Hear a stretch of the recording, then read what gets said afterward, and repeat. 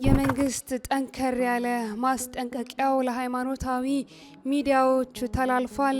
መንግስት ወደ ማህበራዊ ሚዲያዎች ፊቱን ያዞረ ይመስላል። ሃይማኖታዊ ለሆኑ ሚዲያዎችም ዛሬ ባወጣው መግለጫ መሰረት እንግዲህ ጠንከር ያለ ማስጠንቀቂያ መስጠቱም ተሰምቷል። በአንድ ቀን 3 ሚሊዮን ኦርቶዶክሳውያን ይገኙበታል ተብሎ ወደሚጠበቀው ወደ ታላቁ ቁልቢ ደብረ ኃይል ቅዱስ ገብርኤል ገዳም በብፁዕ አቡነ ሳዊሮስ የሚመራው ልዑክ ጉዞ እንዳደረገ ተሰምቷል። ብፁዕ አቡነ ሳዊሮስም በደብረ ኃይል ቁልቢ ገዳም እንደሚገኙም መረጃዎች ወጥተዋል። ያልተሰማው ድብቅ እውነት ስለ ሐዋሳው ቅዱስ ገብርኤል ገዳም። ሰላምና ጤና ለእናንተ ተመኘን። ውድ የጊዜ ቲዩብ ቤተሰቦቻችን እንደምንሰነበታችሁ፣ እንዴት ቆያችሁልን? ሰላም እግዚአብሔር ከእናንተ ጋር ይሁን። እንግዲህ በዛሬው የመረጃ ሰዓታችን አዳዲስ መረጃዎችን ነው ይዘንላችሁ ተመልሰን የመጣ ነው።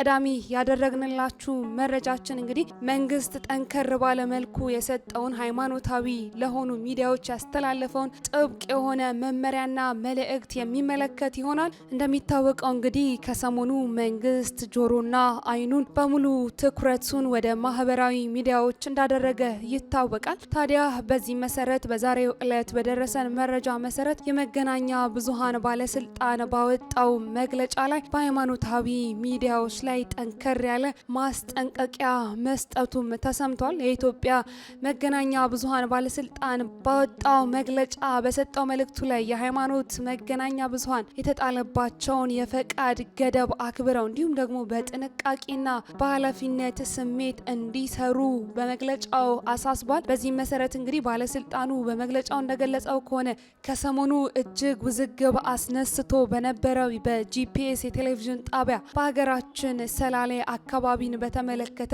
ተገቢ ያልሆነና ከአሰራር ደንብ ውጭ የሆነ መረጃ ማሰራጨቱንም አረጋግጫለሁ በማለትም ተናግሯል። በዚህ ምክንያት እንግዲህ ለጣቢያው ጥብቅ ማስጠንቀቂያ መስጠቱንም ያሳወቀው የመገናኛ ብዙሃን ባለስልጣን እንግዲህ ከዛሬ ጀምሮም በዚህ መነሻነት በሃይማኖት ሚዲያዎች ላይ እጅግ ጥብቅ የሆነ ቁጥጥርም እንደሚደረግም አሳስቧል። ማስጠንቀቂያውም የተሰጠው እንግዲህ ጂሰስ ፕሮፌቲክ ስፕሪች ቸርች በቀን 13 4ኛ 2018 ዓ.ም በማህበራዊ ገጾች ያሰራጨውን ፕሮግራም እንዲሁም ደግሞ የመገናኛ ብዙሃን አዋጅ የጣሰ ሆኖ በመገኘቱ እንደሆነም ተገልጿል። በአዋጁ መሰረትም እንግዲህ ማንኛውም የሃይማኖት መገናኛ ብዙሃን አስተምሮቻቸውን ለምዕመናን እንዲያደርሱ እንዲሁም ደግሞ ፍቃድ ቢሰጣቸውም የተቀመጡ ህጎችን ጥሰው የሚገኙት ላይ ባለስልጣኑ አስፈላጊውን ህጋዊ እርምጃ ለመውሰድም እንደሚገደድም አሳስቧል። በመሆኑም ሁሉም ማህበራዊ ሚዲያ በተለይም ደግሞ በሃይማኖት ስር የሚንቀሳቀሱ ሚዲያዎች ወይንም ደግሞ ተቋማት ያለባቸውን ማህበራዊ ኃላፊነት ተረድተውም እንዲንቀሳቀሱ ጥሪም ቀርቧል። ከዚህም ባለፈ ደግሞ ይህንንም ኃላፊነት በማይወጡ ማህበራዊ ሚዲያዎች ላይም ጠንከር ያለ እርምጃም እንደሚወስድ የመገናኛ ብዙሃን ባለስልጣንም አሳስቧል። ሌላኛው መረጃችን ደግሞ የታላቁን መልአክ የቅዱስ ገብርኤልን ዓመታዊ ክብረ በዓል ለማክበር እንግዲህ ወደ ቁልቢ ደብረ ኃይል ቅዱስ ገብርኤል ገዳም ስለተጓዙት በብፁዕ አቡነ ሳዊሮስ ስለሚመራው ልዑክ የሚመለከት ይሆናል። እንደሚታወቀው እንግዲህ የታላቁ መልአክ ቅዱስ ገብርኤል ገዳም ዓመታዊ ክብረ በዓል በሀገራችን በተለያዩ አድባራትና ገዳማት እንደሚከበር ይታወቃል።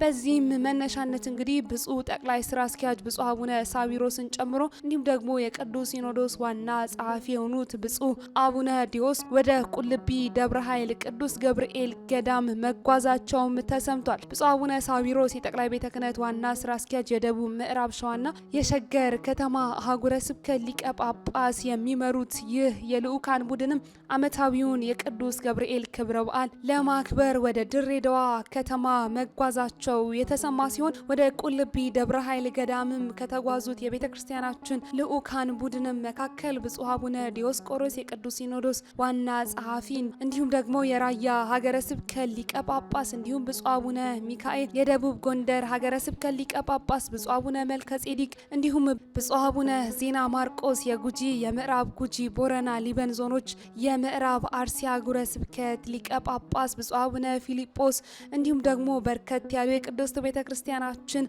አገልጋይ ካህናትም ጭምር እንደሚገኙበት ተገልጿል። ይህ በብፁዕ አቡነ ሳዊሮስ የሚመራው ልዑክም በቁልቢ ደብረ ኃይል ቅዱስ ገብርኤል ገዳምም በብፁዕ አቡነ ሳዊሮስ የሚመራው ልዑክም ወደዚህ ስፍራ ሲደርስም በርከት ያሉ የአቀባበል መርሃ ግብርም ተደርጎላቸው አቀባበል እንደተደረገላቸውም ታውቋል። በዚህም መሰረት እንግዲህ የድሬዳዋ ከተማ ክቡር ከንቲባ የሆኑትም ከድር ጀዋር እንኳን ደህና መጣችሁ መልእክትም ያስተላለፉ ሲሆን በመልእክታቸውም እንኳን ወደ ትንሿ ኢትዮጵያ ወደ በረሃዋ ንግስት ወደ መቻቻል ከተማችንም በሰላም መጣችሁ በማለትም በብፁዕ አቡነ ሳዊሮስ የሚመራውንም ልዑክ ተቀብሏል። እንግዲህ ከዚህም ባለፈ በዘንድሮ ዓመት በታህሳስ ወር በዚሁ በቁልቢ ደብረ ኃይል ቅዱስ ገብርኤል ገዳምም ከ3 ሚሊዮን በላይ ኦርቶዶክሳውያን ምዕመናንም ይገኙበታል ተብሎም እየተጠበቀም ይገኛል። ይህ ታላቁ የታህሳስ ወር የቅዱስ ገብርኤል ዓመታዊ ክብረ በዓልም በቁልቢ ገብርኤል በደመቀ ሁኔታም ይከበራል ተብሎ ይታመናል። እንግዲህ ሌላኛው መረጃችን ደግሞ ይህ ዓመታዊው የቅዱስ ገብርኤል ክብረ በዓል ወደሚከበርበት ወደ ሐዋሳ ደብረ ምሕረት ቅዱስ ገብርኤል ገዳም ይወስደናል። እንደሚታወቀው የሐዋሳ ቅዱስ ገብርኤል ገዳም እንግዲህ ከቁልቢ ደብረ ኃይል ቀጥሎ የቅዱስ ገብርኤል ዓመታዊ ክብረ በዓል በድምቀት ከሚከበርባቸው ስፍራዎች መካከል አንዱ ነው።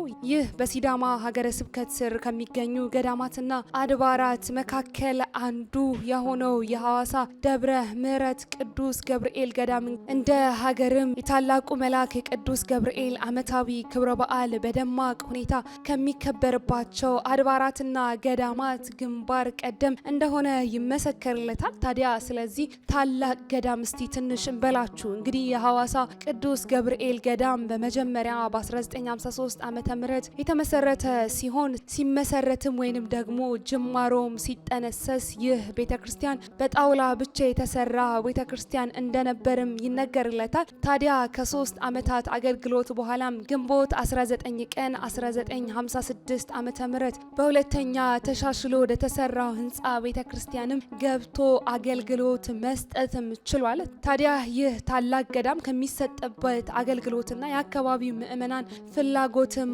አንጻር በቂ ሆኖ ስላልተገኘም አሁን ወዳለው እንዲሁም ደግሞ ለ10 ዓመታት ከተቀደሰበት በኋላ ሁለተኛው ህንጻ ለ10 ዓመታት ከተቀደሰበት እንዲሁም ደግሞ አገልግሎት ከሰጠ በኋላ እንግዲህ በ1976 ዓመተ ምህረት አሁን የሚታየው ሶስተኛው ታላቅ ህንጻም በብፁዕ ቅዱስ አቡነ ተክለ ሃይማኖት የኢትዮጵያ ሶስተኛ ፓትርያርክ መሪነት የመሰረት ድንጋይ ተጥሎ መስከረም 17 ቀን 1977 ዓመተ ምህረት ይህ ታላቅ ህንጻም ተጀምሮ በግንቦት 1995 ዓመተ ምህረት ተመርቆም ታቦተ ህጉም ወደዚህ ታላቅ ህንጻና ወደዚህ ታላቅ ገዳምም መግባት ችሏል። የሐዋሳ ደብረ ምሕረት ቅዱስ ገብርኤል ገዳም እንግዲህ በኢትዮጵያ ውስጥ ከሚገኙ ታላላቅ ገዳማት አንዱ ሲሆንም ለሐዋሳ ከተማ ግርማ ሞገስን ያላበሰና እንዲሁም ደግሞ የቱሪስት መስህብ ጭምር በመሆን እንደ ሀገርም የገቢ ምንጭ መሆን የቻለ ታላቅም ገዳም ነው። የሊቀ